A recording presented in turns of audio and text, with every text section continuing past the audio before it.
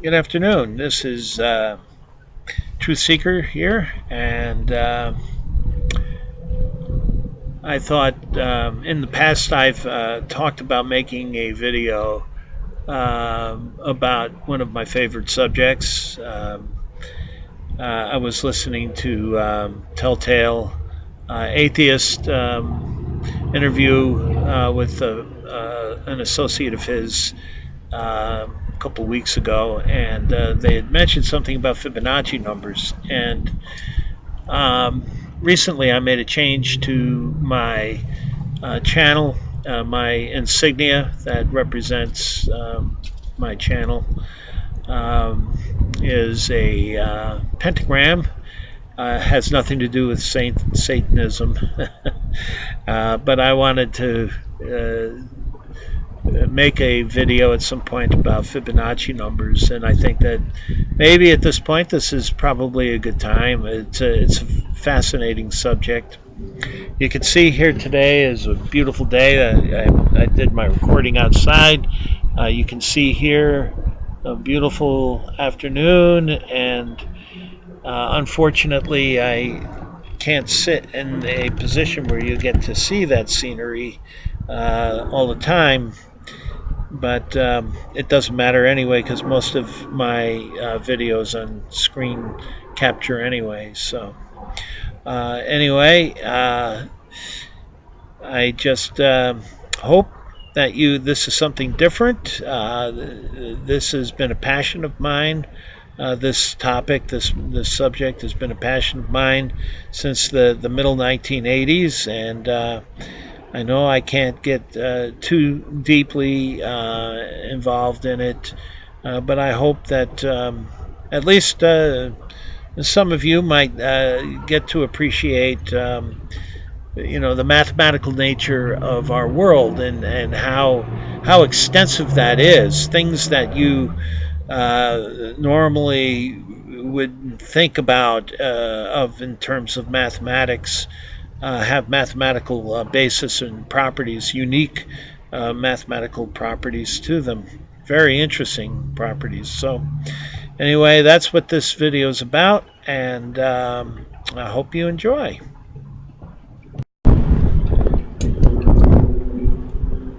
Okay.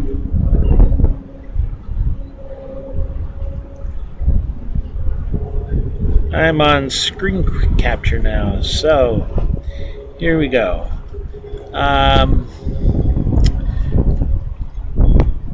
This is my channel, and at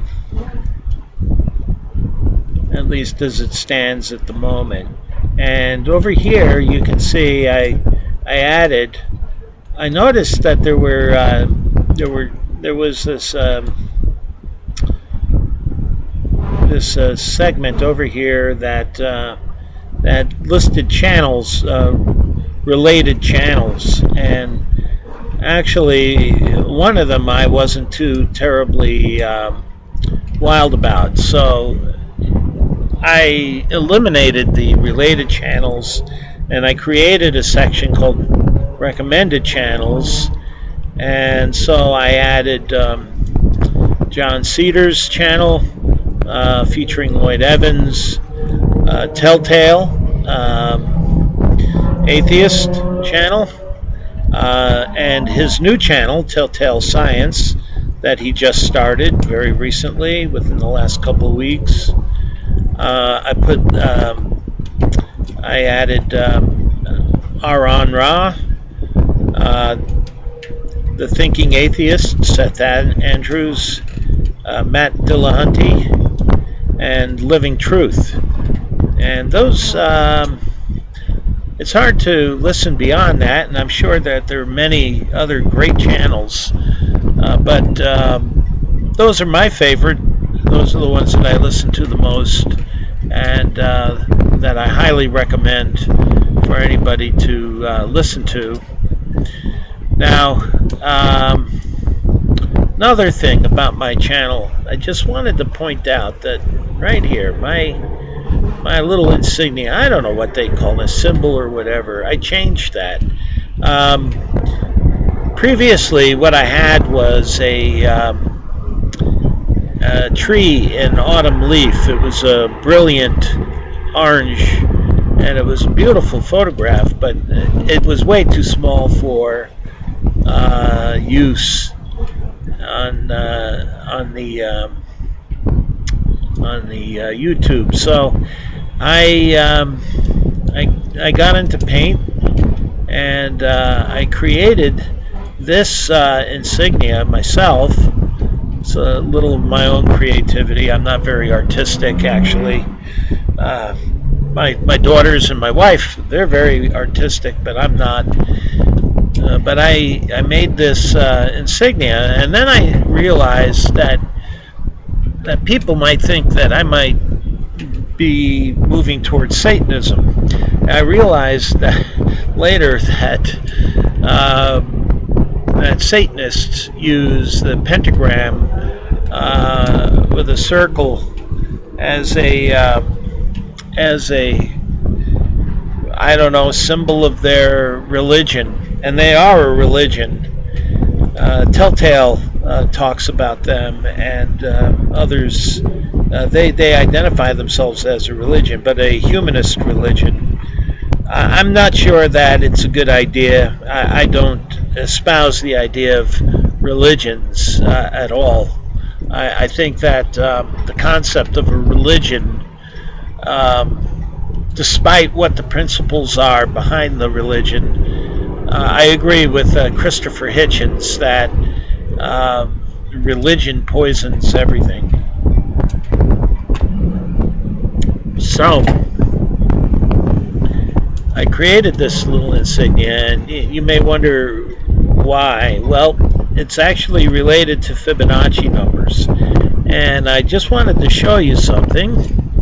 I had mentioned earlier that there was this society called the Fibonacci Association. They formed in 1963. Mathematicians began to realize since the late 19th century, since the time of Edouard Lucas, who was a French mathematician who studied series and sequences, that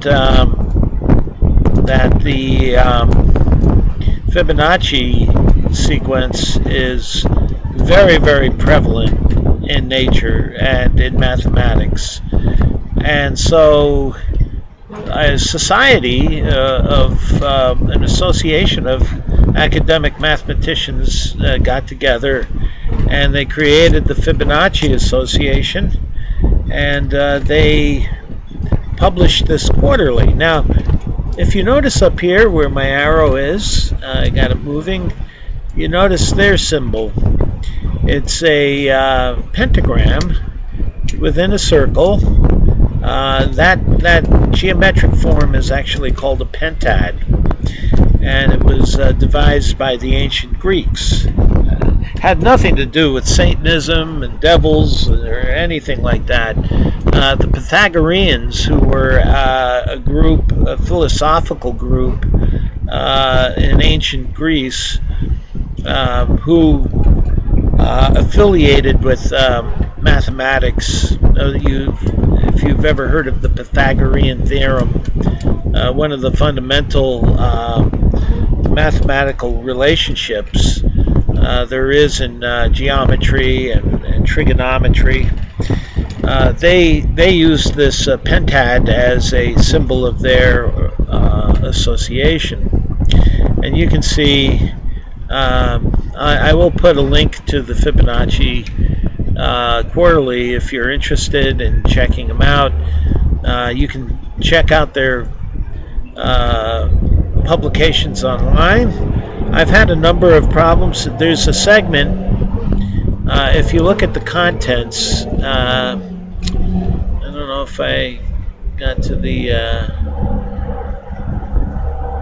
contents, but if you look at the table of contents, let's go to 2004. Yeah, here's the table of contents. They have articles, and you can see basically, this is real hardcore mathematics. You can see that 99% of the public are not going to understand what this is and what this means. But they also have a segment where people can submit problems to the quarterly. They have to be original problems that are completely original, and they have elementary problems and they have advanced problems. And I've submitted a number of what they call elementary problems and had them published in the Fibonacci Quarterly.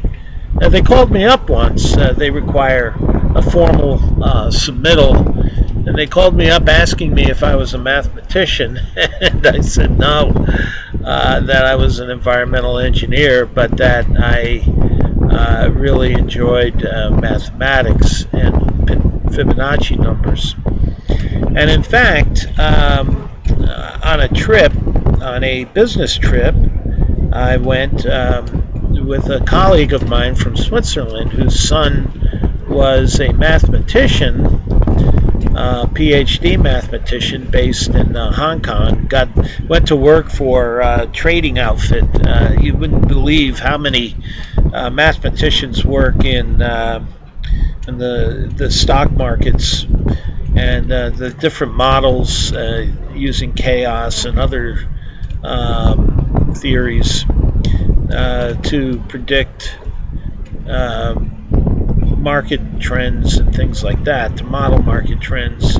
And I asked him if he knew anything about Fibonacci numbers, and he mentioned he didn't. So we got started talking about it, and that night I sat down and I hand wrote out a number of problems, and that's probably a good 20 years ago, and that evolved into this, which is something that, I don't know, maybe someday I'll publish it, but I give this out to people who seem interested in Fibonacci numbers.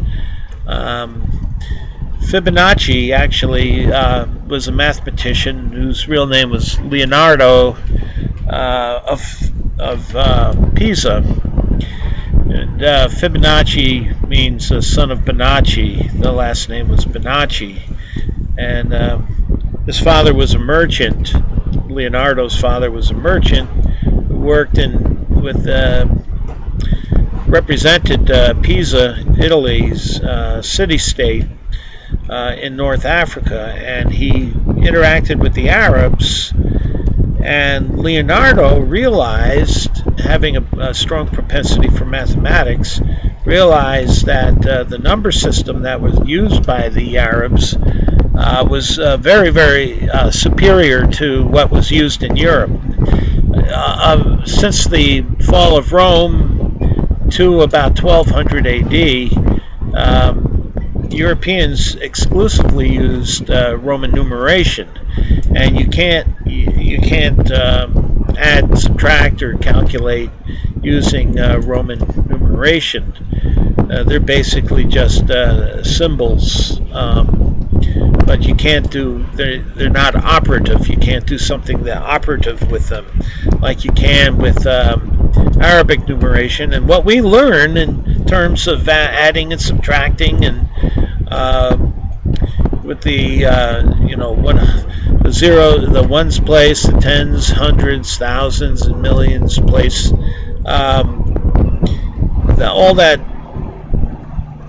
all of that is base 10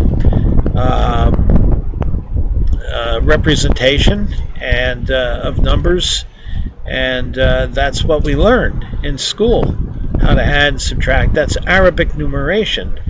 And Leonardo wrote a book called Liber Abaci, which simply means, when you translate it from Roman or Latin language, means a book about calculating. And in this book, Leonardo posed a rabbit problem. You can look it up yourself. But this rabbit problem led to a particular sequence. And Edward Lucas named that sequence, which first showed up in Liber Abaci, which was published in the year 1202.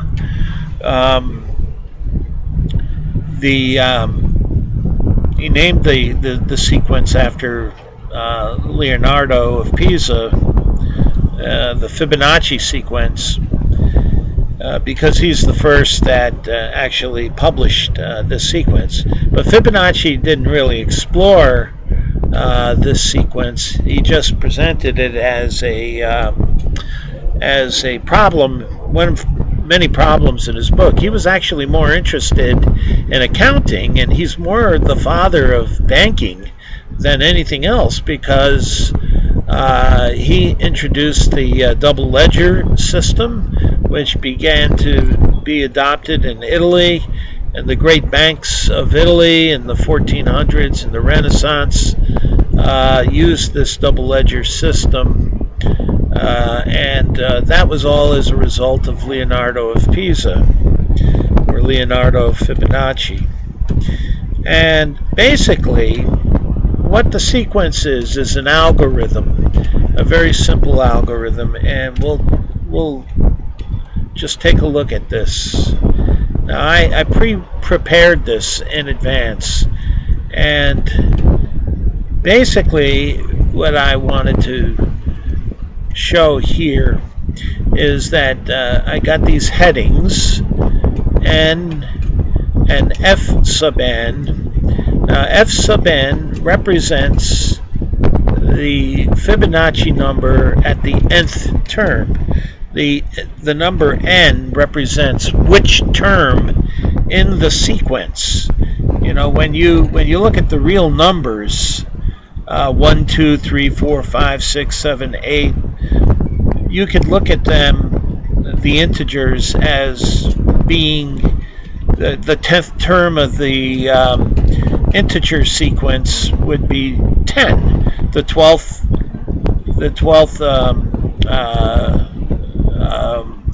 iteration of the integers would be 12. So not so in Fibonacci, because the Fibonacci sequence is formed by an algorithm. Now, you have to start somewhere, and so the algorithm starts given with two numbers. The first iteration is 1, and the second iteration is 1. The third iteration in the sequence is the sum of 1 and 1. So each as you progress in the sequence, each number in the sequence is simply the sum of the two previous numbers. So 2 and 1 makes 3, 3 and 2 makes 5, 5 and 3 makes 8. And it's very simple. And this formula right here shows that algebraically, shows that relationship algebraically. Wow, it just warmed up by 10 degrees. All of a sudden, this blast of warm air hit me. Very strange. Well, you can see here that what this says is that what if n was 5? Well, f sub 6 down here, the sixth term of Fibonacci numbers, the sixth Fibonacci number would be 8, and that would be equal to the fifth Fibonacci number plus the fourth Fibonacci number. So that would be 3 plus 5 is 8, and that's how this is read. You see that these subscripts here are simply read as the number, the terms of, which term of Fibonacci numbers you're talking about. If you're talking about, let's say n was 10, then F11 is what you're interested in. F11 11 is here. F11 would be 89, which is the sum of 34 and 55. And so you can see that the Fibonacci sequence it progresses it gets large very quickly. It doesn't take very many terms for it to get large, and if you want to see it graphically, you can take a look right here, and I'll just delete that, and these are each of these are those Fibonacci numbers from this table, and you got 1, 1, 2, 3, 5, 8, 13, 21, 34, 55, 89. You can see they start getting big. 144, 233, 377, 610, and so on. And it begins to go infinite very quickly. Well, the Fibonacci sequence is found all over nature. It's found in your produce department. This is a little bit of the book that I've written, just talking about certain things. It's related to a number called the golden number, but Fibonacci numbers and the golden number are found everywhere in nature. The galaxies, there's spiral galaxies. 2/3 of the galaxies in the known universe, in at least in what we've observed of the known universe, is largely spiral galaxies. About 2/3 of them, and these spirals form what we call golden spirals. The chambered nautilus makes a golden spiral. Hurricanes make a golden spiral. And I'll talk about the golden number in just a minute. But you'll find that the Fibonacci numbers and the golden number or golden spirals are everywhere. See, this is a sunflower head, graphic depiction of it, and you can see that the seeds form spirals in towards the center, from the outer edge to the center, and also they create counter spirals that make a crosshatch pattern. And if you count the number of spirals going around the seed head, you will find that they are a Fibonacci number. In the case of a sunflower, it's often 144. And then if you count the counter direction spirals, they will be the next Fibonacci number in the sequence. Now you can see why it's so interesting. So in this case, it would be 89 and 144. They're found in pine cones. Look at any old pine cone that you get that's in good shape, not smashed up or deformed, but a well-formed pine cone. And you can see that these bracts, if you look at the bottom of the pine cone, form again a spiral into the middle. And if you count the number of spirals going in, you'll see that that the number of spirals will be a Fibonacci number. And in this case, in the yellow, if you count the number of yellow spirals, it's 13. But if you also look at the pine cone, you'll see that there are counter spirals that go in the other direction. And if you count the counter spirals going around, they'll be the next number in the sequence, which in this case is 8. So for this particular pine cone, you have 8 and 13. I've seen 5 and 8. I've seen 13 and 8. I've seen 5 and 3. But there will always be a Fibonacci number And it's true with many other things. You'll notice that pineapples have these hexagonal bracts that grow on the outside of the pineapple before you cut it open. If you count the number of spirals and counter spirals, they will always be Fibonacci numbers. Also, if you cut open an apple, you'll see a pentagram, and that's what I'll be talking about in a little bit. But you'll see a regular pentagram in the when you cut an apple in half, and number 5 or 5 points is a Fibonacci number. You'll see in vegetables, the bracts of an artichoke, you have spirals and counter spirals. They will always be Fibonacci numbers. And if you look at plants, your garden plants, you'll notice that leaves will grow around a plant stalk in a spiral formation around the plant stalk. And you can begin down here with, down here at this point. If you go straight up, there will be a point where there's a leaf that's directly above it. And if you count the number of turns it takes to go around to the leaf that's directly above the starting point, the number of spirals around the stalk will be a Fibonacci number. And if you count the number of stems that produce a leaf that go around the spiral, it'll be another Fibonacci number.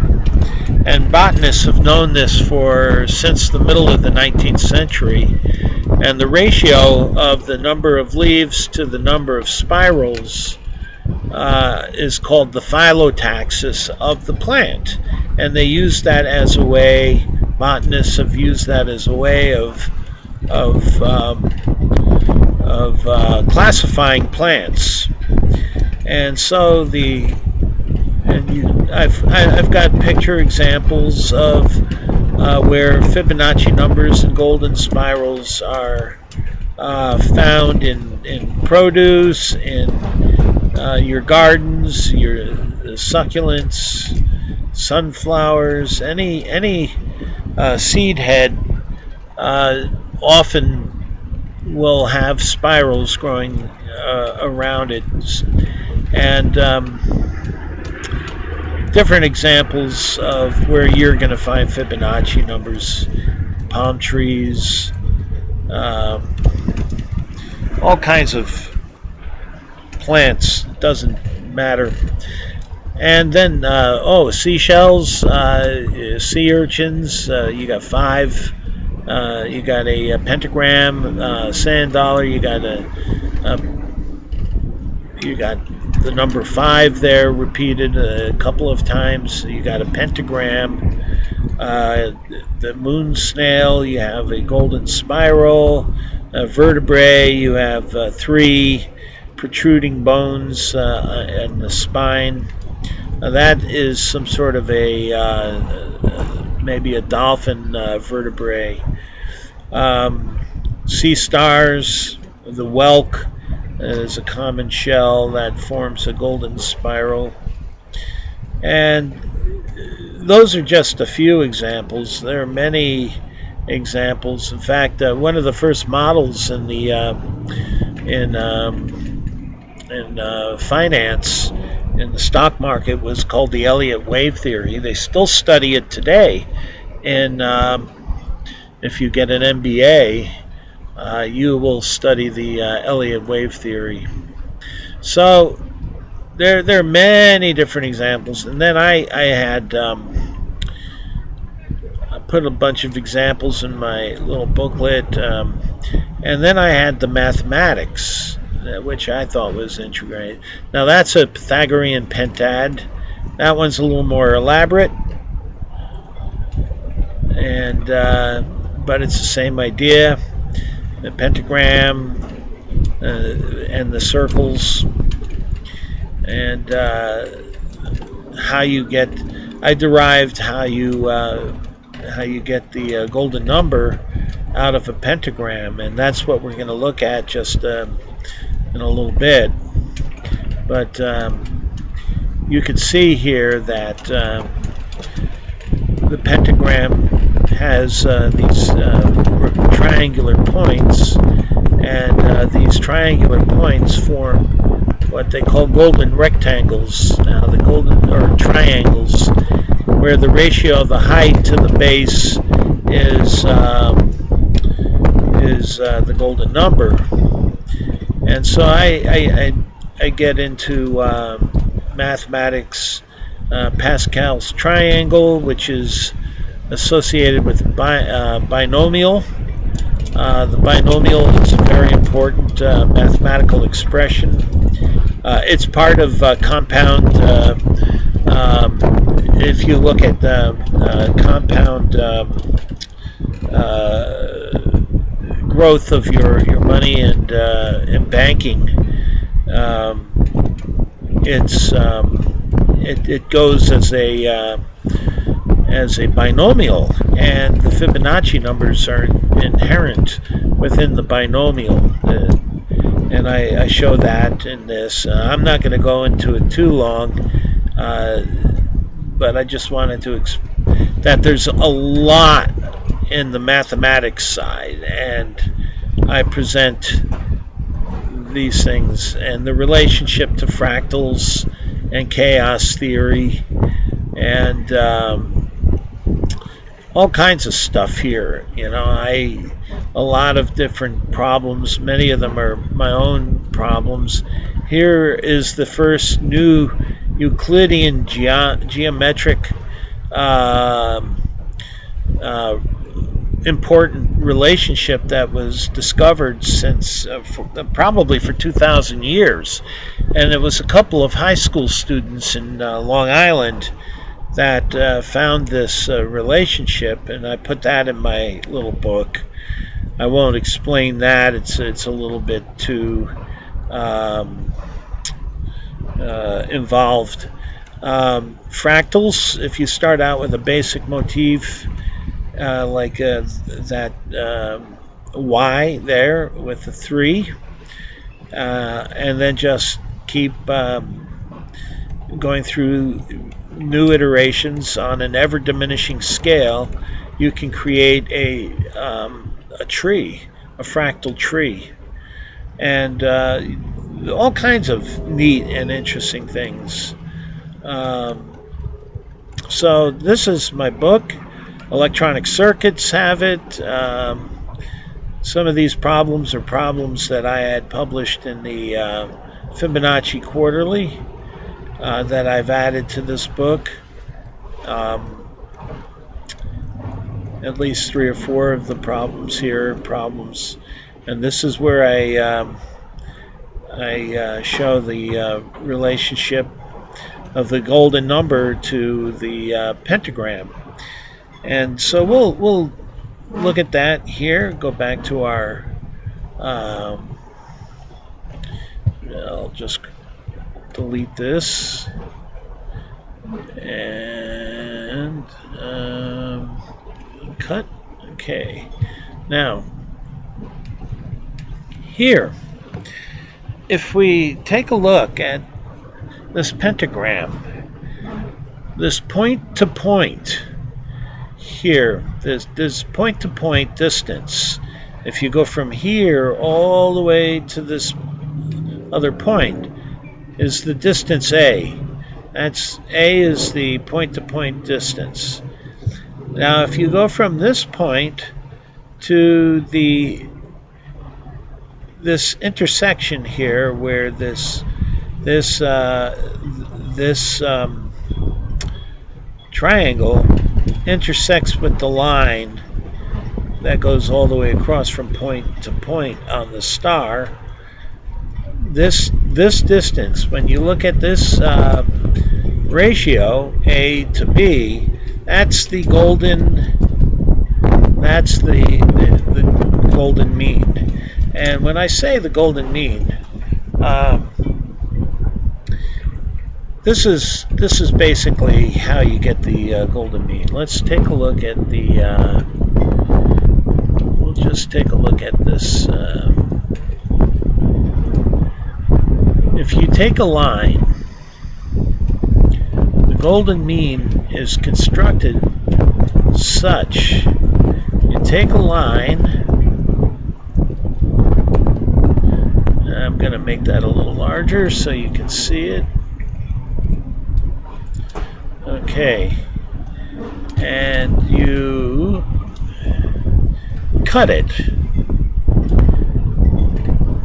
in such a way, we'll format shape, make it a little thicker.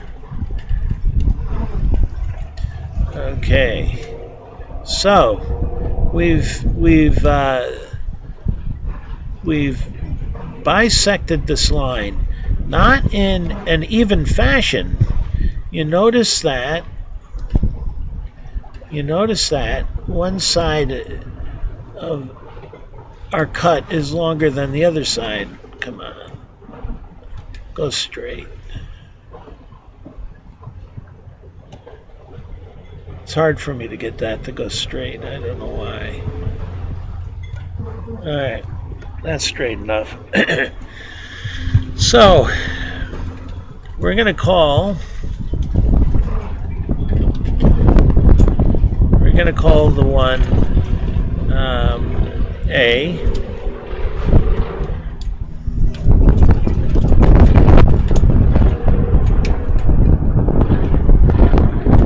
Just want to no fill, line color, no line. That always makes it easier to. So we're going to make our longer section A.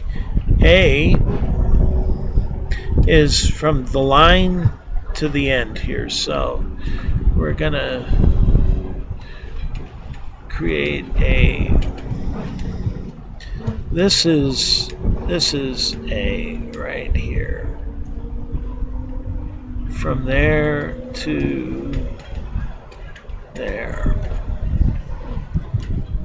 Let's make that a little thicker so you can see it. Okay, and we're going to call this other one B.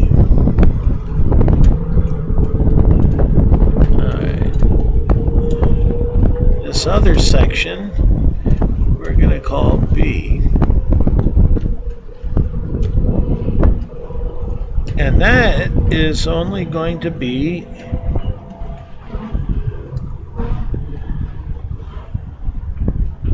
right from there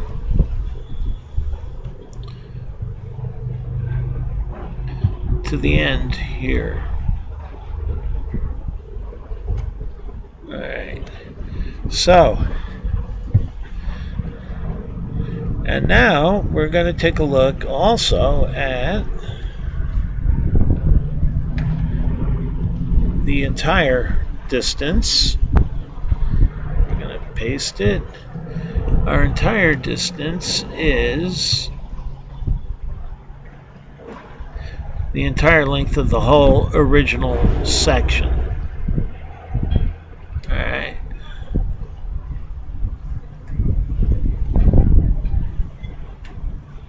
We're going to call that, we'll call that C.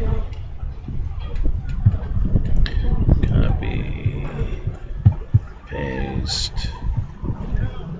We'll call that C. All right. But we also know that C is equal to A plus B. All right. And the golden section is defined. Now this is the key to the golden number. The golden section is defined such that the ratio of A plus B, we're going to go, just to be mathematically rigorous, divided by A is equal to the ratio of, is equal to the ratio of A divided by B. So A divided by B is equal to the whole length divided by A. Seems simple enough, doesn't it? Well, let's take a look at the, let's copy, paste, oops,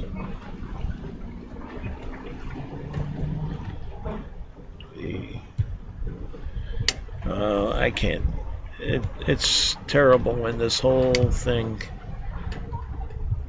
I'm going to try and get that whole thing to be the same. Okay, now let's expand this out. So we're going to multiply by A and B across, okay? So that is going to be, if we multiply both sides by AB, we got B and A squared.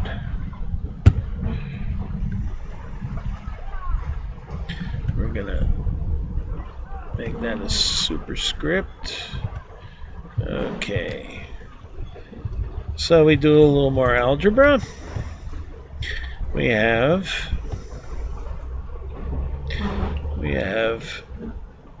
multiply through by B, and we have AB plus B squared. Let's just copy this.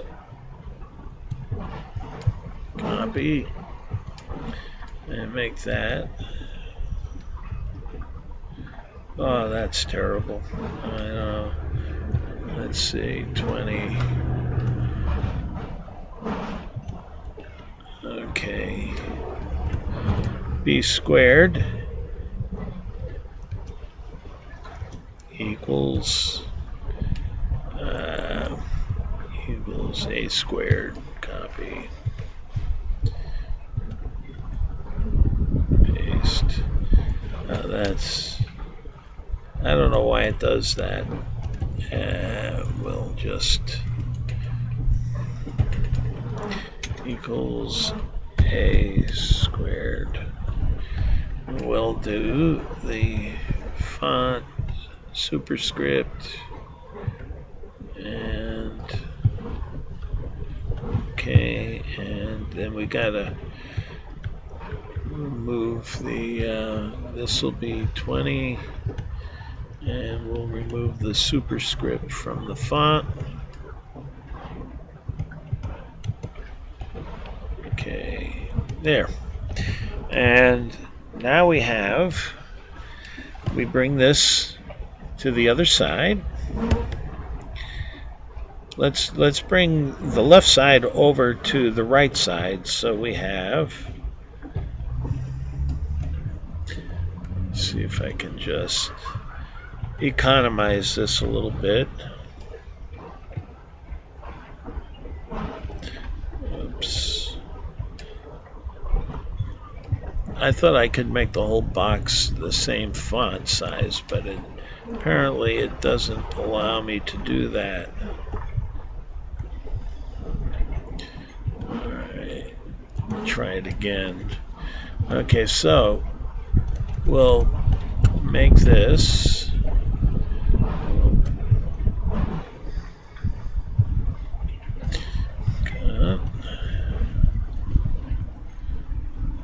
paste.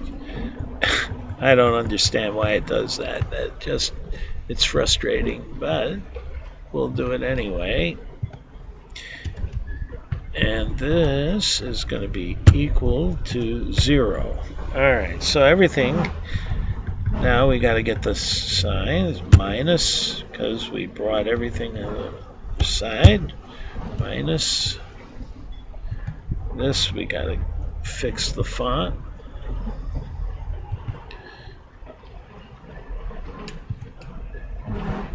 superscript there. Now, we have that nice equation. Let's divide by b squared. And we'll divide through by b squared. So we have a squared, b squared, minus a slash b,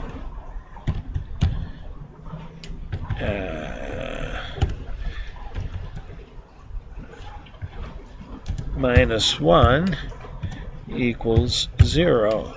And these guys become superscript.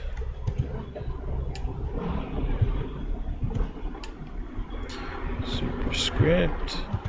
Okay, and the same goes for that.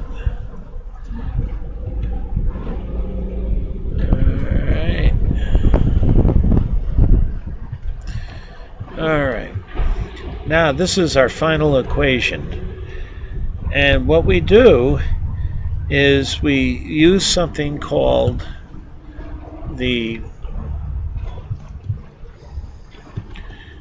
solve that equation. It's very simple. Something that you learn in algebra. But it's called the binomial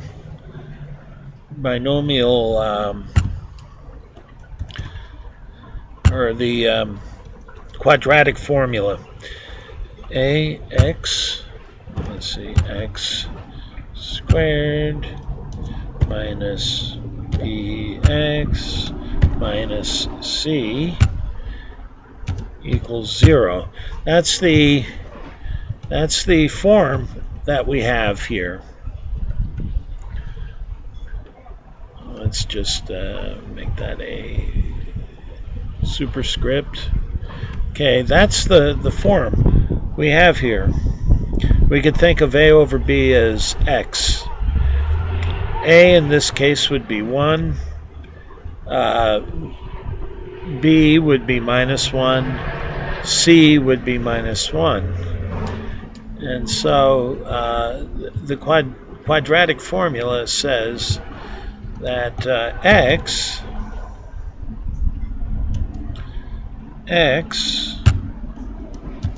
equals minus b on 2 times a plus or minus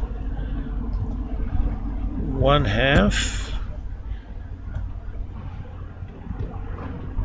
1 over 2 times a and times insert symbol, put the there, the square root of b squared minus 4ac, all under the square root. And so this is a square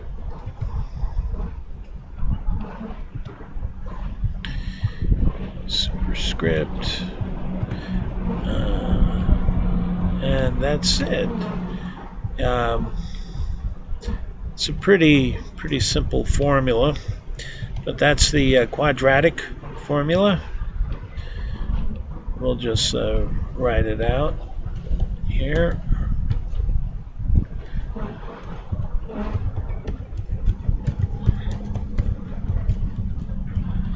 And we apply this formula to that, and what we end up with is pretty interesting. When we use this here, the little a is 1, b is minus 1, c is minus 1, and so when we plug all that into the formula, we end up with a over b equals the square root symbol, the square root, insert, square root of 5 plus 1 over 2. And that happens to be A over B is equal to 1.618, I think 034, something like that. I'm not going to go on forever, but we could do a quick calculation here, and equals 5 raised 0.5. Whoops. 0.5 plus 1/2. All right, let's expand the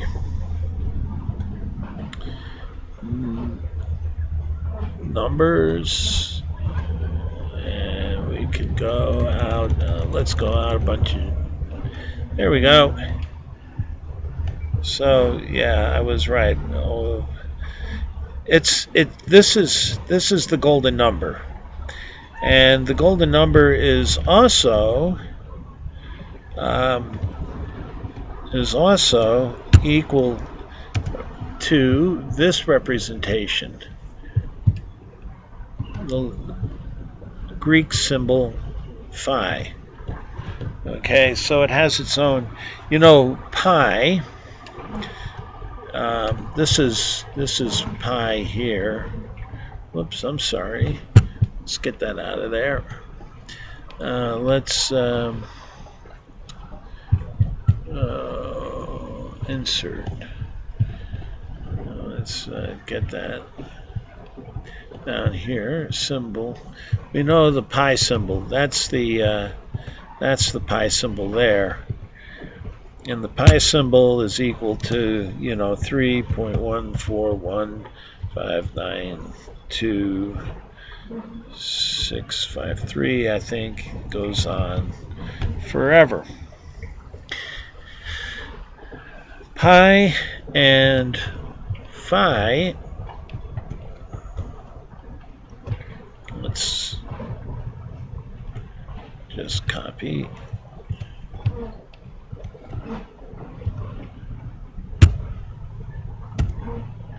Oops. I don't know why that erased it. Alright.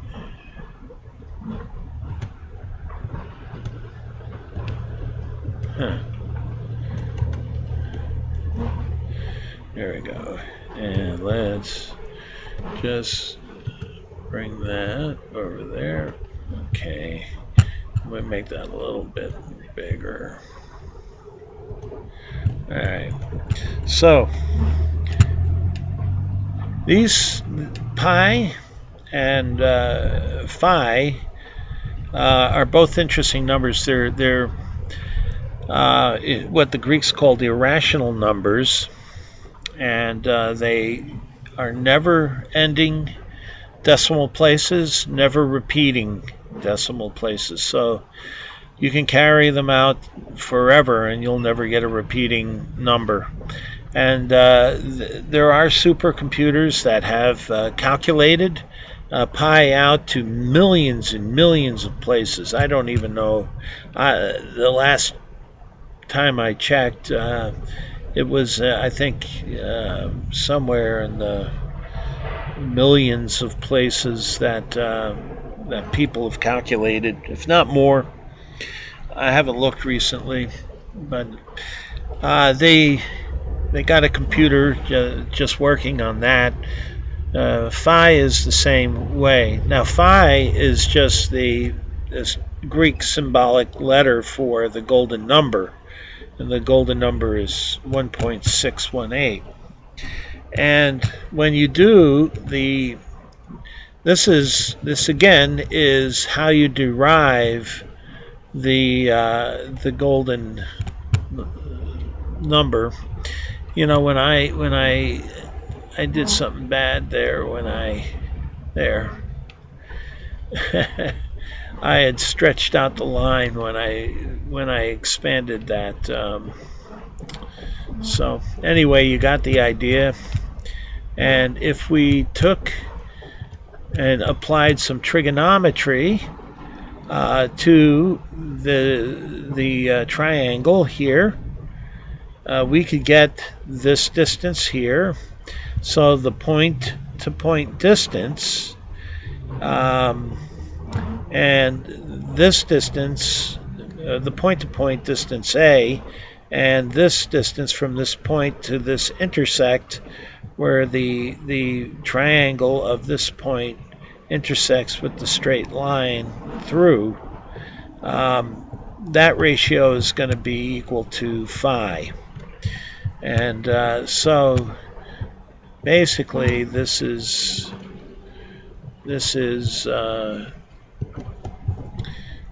what we're going to say here.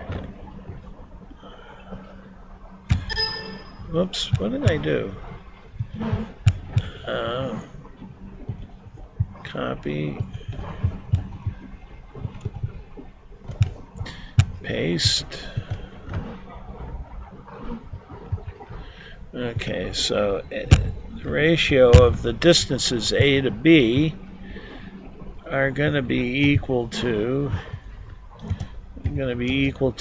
phi, and that's this symbol here.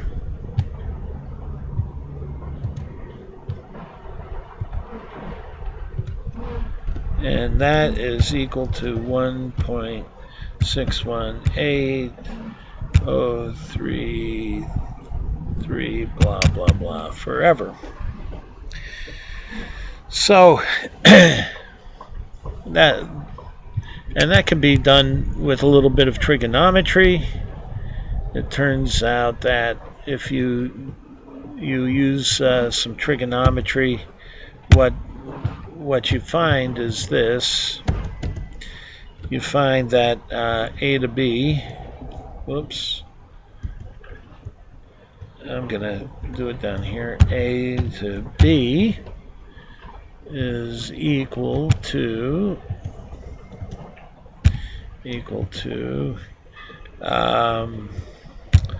2. Let's do this. 2 times 1 plus cosine of 72 degrees. And you know what, let's do this. This makes it a little bit more rigorous. Okay. Divided by 1 plus 2 times the cosine of, of 72. Again, let's do this. Okay, so it's this is the ratio, and that is going to be equal to exactly phi.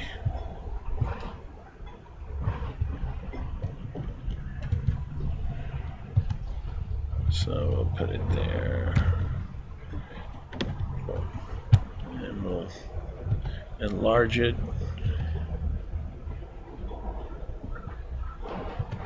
Okay, so that's, if you just do a little bit of trigonometry, it's not hard to figure that out. I'm not going to go through every step, but you got to figure out the angles. You know that the pentagram is related to a pentagon, and a pentagon, here's a pentagon. The pentagon, if you just draw straight lines from point to point to point to point, you get a pentagon, and each angle on a pentagon is 108 degrees, and you realize that the star fits within the pentagon. Each point fits within the pentagon, and you can calculate then these angles here. That one's 72, and this is, I believe, 36, and it might be smaller. I forget what the angle is. Let's see. I know that's 72. It's easy to work out because you have equals 72.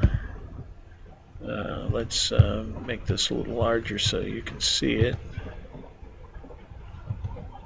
Alright, 72. What's wrong with this silly thing? 72 degrees plus, let's say, we'll call it beta, plus 90 equals 180. And so we have B. I'm sorry. Let's get this to 20. B is then equal to 180 equal to 180 minus 90 minus 72, and that'll give us the answer, whoops, equals 180 minus 90 minus 72, 18 degrees. That's what that is. I knew it was smaller. So B is equal to 18 degrees.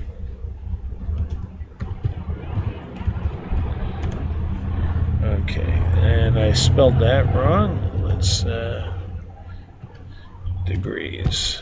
Okay, so it's, you can use a little bit of geometry, a little bit of trigonometry, and you can get the angles, and then you find the distances, knowing that each leg of the star is going to be the same. It's a regular pentagram, so each leg is going to be L. So you can use that.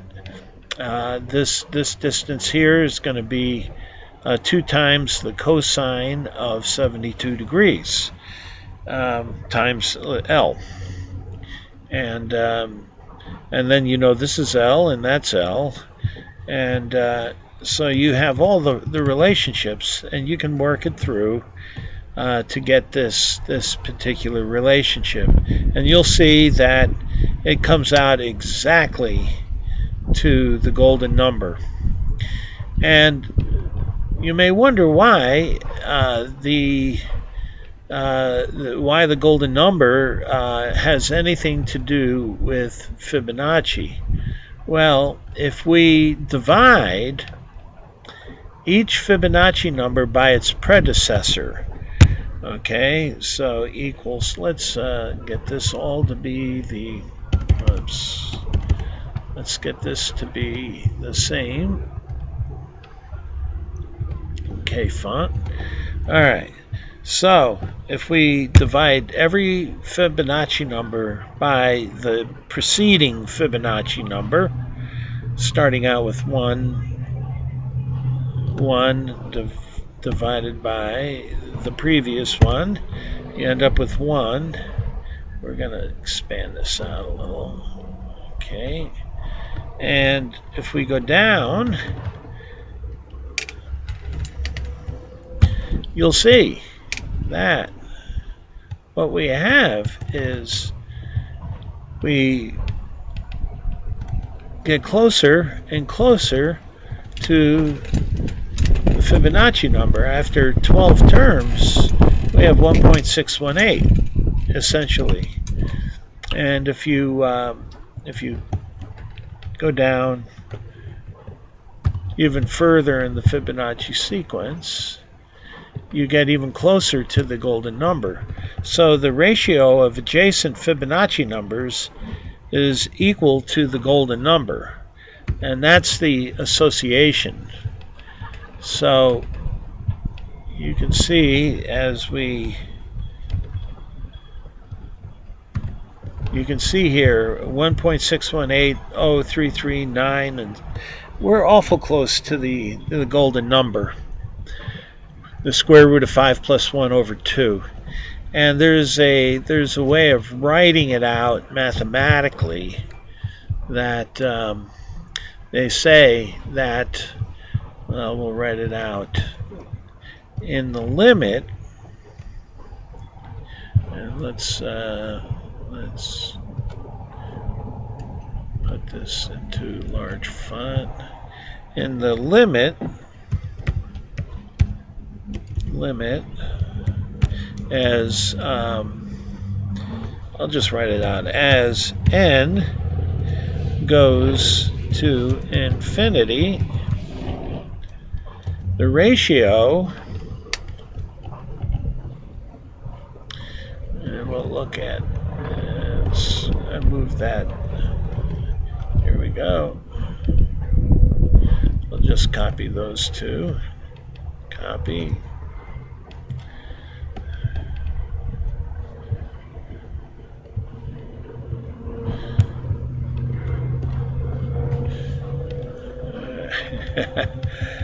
all right, the ratio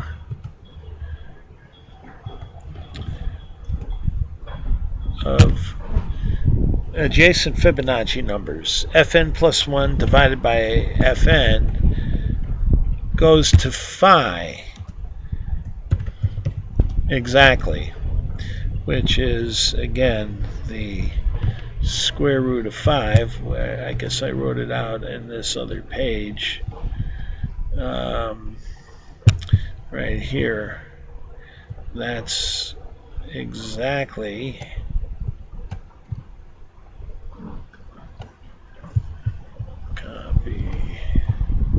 that's exactly phi. Alright, so let's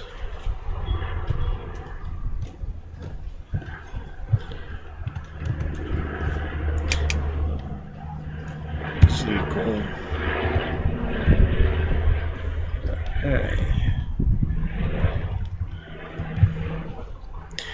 Alright, make it big enough. There we go. Okay, so in the limit, as this sequence goes to infinity, as n gets larger and larger and larger, to a million, to a billion, to a trillion, to infinity, then the ratio of Fibonacci numbers, this one divided by its predecessor, will go exactly to the golden number. So you see that there's a very intimate relationship between Fibonacci numbers and the golden number. And that's why they're always treated in the same context mathematically. Not to say that the pentagram also has 5 points, which is a Fibonacci number in its own right. But it's interesting. It's interesting stuff.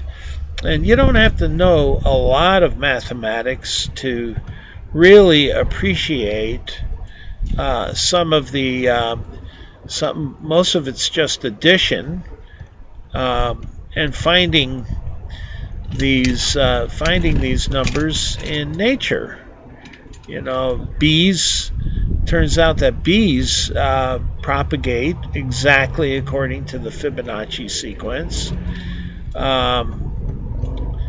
The golden spiral is related to the Fibonacci sequence. The Fibonacci spiral can be created with a golden rectangle, golden triangle, and you can find things in nature, all over nature, that have both the golden spiral and Fibonacci numbers. Orb weaving spiders, moths and birds in flight, will fly in golden spirals in their dives. Seed heads to many flowers, many types of flowers, pine cones, a lot of produce. You'll see it in your produce department. So it's pretty cool stuff. It's found everywhere, and mathematicians were taken by it so much that they created the Fibonacci Association. So that's really what's behind my symbol. I'm not a Satanist. When you look at my symbol here, you can understand where it came from, and I just thought maybe it'd be of some interest, because the way the universe works is on mathematical principles. I mean, the Einstein's, actually there are two theories that govern all of the universe, and that is Einstein's theory of relativity, which is a mathematical relationship. It's a very complicated differential equation, a partial differential equation, and the same with the Schrödinger equation for quantum mechanics. Now, quantum mechanics describes the behavior of very small particles, atoms, electrons, protons, subatomic particles, and Einstein's relativity describes gravity. And so the four forces, or now it's five, but the four prevalent forces that dominate our life on an everyday basis, three of them are covered by quantum mechanics: the electromagnetic force, the weak force, and the strong force, all subatomic forces.